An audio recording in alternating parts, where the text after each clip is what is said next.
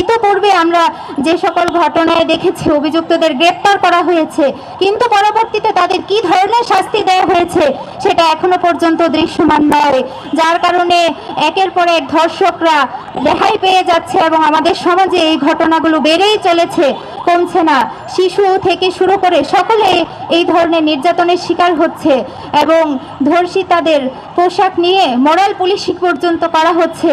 শুধুমাত্র ধর্ষণ নয়, আমাদের সমাজে মোরাল পুলিশিংয়ের মাধ্যমেও নারীদের নির্যাতন করা হচ্ছে। আমরা সেই ঘটনারও তীব্র নিন্দা জানাই। যে তার নিজস্ব মতাদর্শ অনুযায়ী চলাফেরা করবে, সেখানে কোনো ধরনের হস্তক্ষেপকে আমরা সমর্থন করি না। আমরা সকলের মত পথের প্রতি শ্রদ্ধা অনুভব করি, শ্রদ্ধা পোষণ করতে চাই।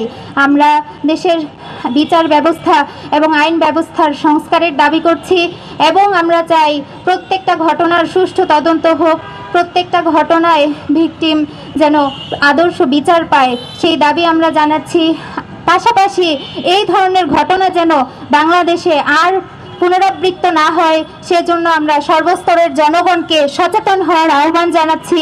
আমাদের দেশে, আমাদের সমাজে এমন একটা ধারণা অনেক বেশি প্রচলিত আছে, আমার মতাদর্শের হলে আমি তার পাশে দাঁড়াবো, আর আমার মতাদর্শের না হলে আমি তার পাশে দাঁড়াবো না।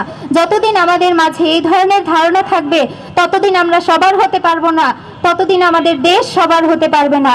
সুতরাং আমরা চাইব আমাদের দেশের সকল অ্যাক্টিভিস্ট, মানব অধিকার কর্মী, সকল নারীবাদী এবং মিডিয়া সবাইকে নিরপেক্ষ হয়ে দেশের তরে কাজ করতে হবে। এই যে অন্যায়গুলো হয়ে যাচ্ছে, এই যে জুলুমগুলো হয়ে যাচ্ছে, এগুলোর অবসানের জন্য আমাদের সবাইকে সচেতন হতে হবে।